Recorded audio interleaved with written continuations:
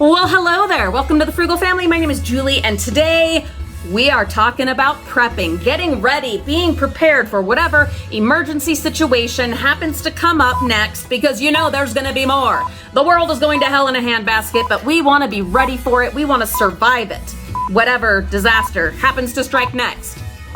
But we also want to do it in as frugal and budget-friendly a way as possible, but also be realistic and practical about what we can carry with us and what we're actually really going to need. The worst thing you can do for an emergency situation is overpack, because everything you bring with you, one of you's got to carry it.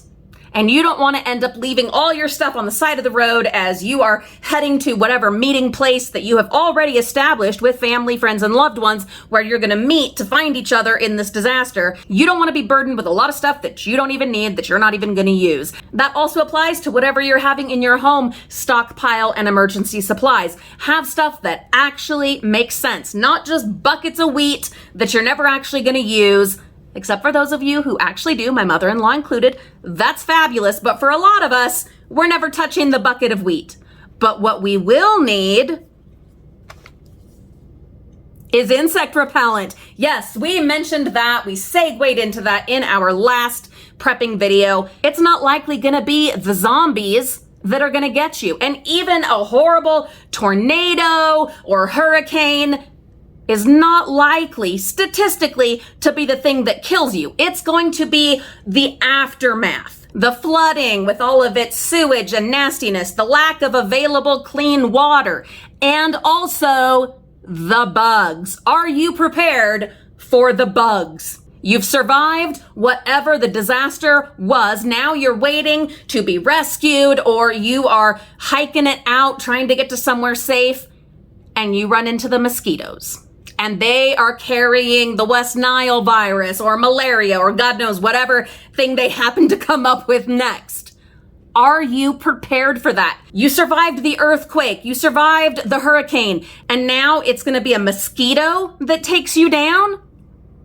Oh, come on. That's not going to be us. That's not going to be you, because we are going to be prepared. And as much as possible, we are going to do this in a very budget-friendly, frugal-minded way. So that means we are going to use stuff that we have found in the dumpsters as much as possible. Some things we will have to buy. Think I have enough? Some things we will have to buy, but I consider those a very worthwhile investment into our own health, safety, and well-being. You gotta be prepared, and sometimes that's gonna cost a little, but there are ways around that. You can use coupons, you can look for clearance items, and you can dumpster dive, or you can put the word out to other people in your sphere of influence, in your social circle. Hey, I am on the lookout for these kinds of things. Are you getting rid of this, that, or the other? Someone is always cleaning out their supplies, and if they know that you are in the market for some bug wipes, mosquito wipes, and they have too many, and they just are getting rid of them, that would be crazy, but you never know. You can pipe up and say, hey, I'll take those, and add them to your own bug out 72-hour emergency kit supplies. It's gonna be the bugs, guys. It's gonna be the bugs, or it's gonna be the sewage, or it's gonna be the lack of available drinking water. It's gonna be something silly like that. It's not likely, statistically, to be the hurricane that kills you, or the zombies that eat out your brains. No. You're going to get taken down by a mosquito. And that is just tragic. That is painfully tragic. So, speaking of which, yeah, I need to practice what I preach. Been out in the garden a lot of an evening. It's so wonderful. Except the mosquitoes. Oh, those mosquitoes. Now, I have shown you that we use a lot of candles, and they're all from the dumpsters. All of our citronella candles, they are from the bins. But it might not be super practical to be using citronella candles. You know, you're trying to stay hidden from the zombies or the ne'er-do-wells, who are marauding gangs of people who are trying to come and take your supplies. You might not want any kind of a fire situation, even a small candle. It might give away your location. So you're going to use the wipes instead. Or you're going to use sprays or creams. You're going to kill the bugs. You're going to spray yourself. This one's an obvious one. Lots of us have spray insect repellent, but if you don't want to be carrying that around, there are a million other options. Okay, so we've got spritzers. This one is Baby Ganix Natural Insect Repellent. This one is CVS Itch Relief and Repellent. This one is First Aid Cleansing Spray, Antiseptic, Anesthetic. All of these really good to have on hand during that situation so that you can A, try to not get stung or bit, but if you do, hey, you've got a way to treat it and take care of it, or to help out as a good Samaritan, those people you run into who weren't prepared and now have stings and bites. Hey, you can provide them with a little bit of relief and contribute to the necessary, absolutely necessary community situation that you're going to need to rebuild after the apocalypse. They might have something that you need. It's always nice to have something to barter with and trade in an emergency apocalypse type situation. At the end of the world, your dollar bills and credit cards are not going to do you any good. But your itch relief just might. So we've got sprays and we've got creams. Well, sprays and creams. And wipes. Some of you will remember we did find these in the bins. This is the Repel brand. Insect repellent mosquito wipes, 30% DEET. I know a lot of us try to avoid DEET whenever possible because it has all kinds of other problems with it and issues. But in a survival situation, we've talked about this and will talk about this a lot more in these prepping survival videos.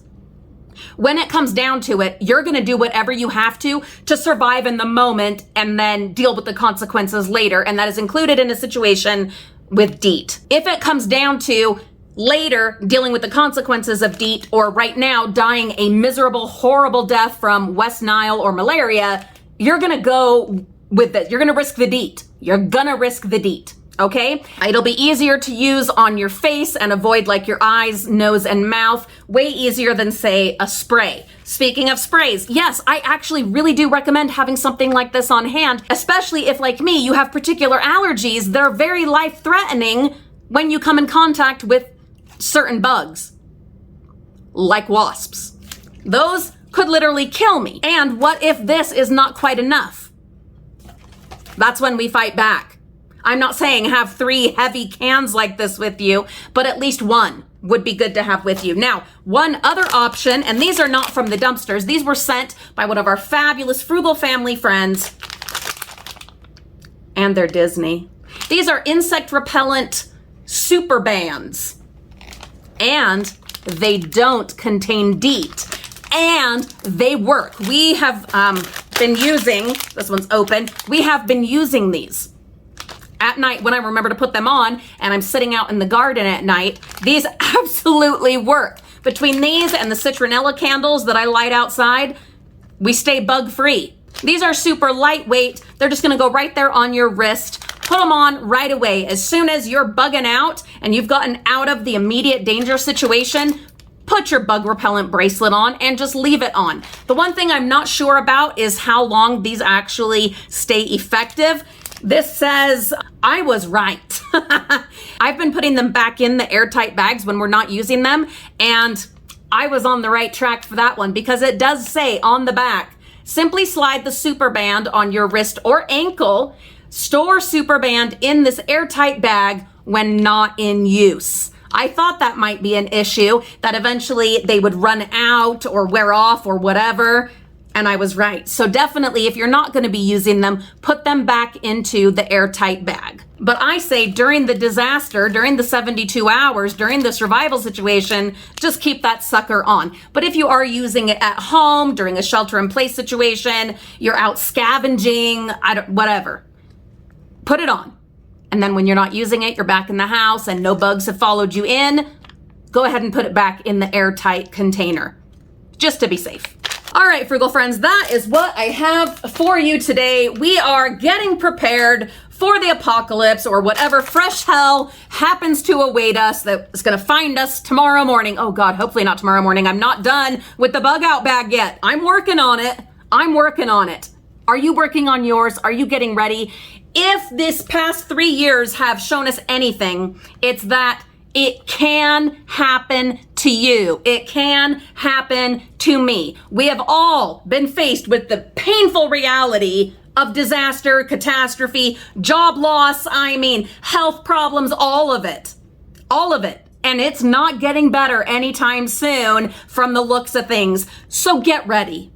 Get ready. Figure out what things you absolutely need to have with you. Think a little bit outside of the box, beyond the zombies and the earthquake, to the things that are more likely to take you down during the apocalypse. More of this to come, including other ways that you need to protect your skin. It is your first layer of defense when it comes to the more likely causes of your doom in a disaster.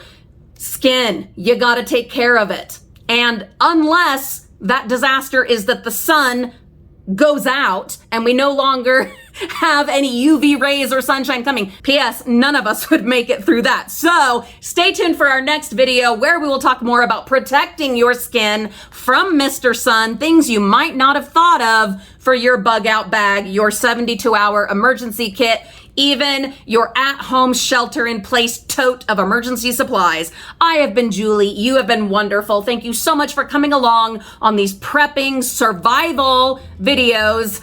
I'm having a lot of fun making them, and I'm actually getting stuff done in the process, and it feels really good. It feels very productive and proactive. I do hope you are subscribed. We have a lot more survival prepping and frugal living related adventures coming up, and I would love for you to be part of all of it. The subscribe button's right down there. Also, while you're at it, you could leave us a thumbs up or a thumbs down. We would, of course, prefer a thumbs up, but either way is great. Have a wonderful day.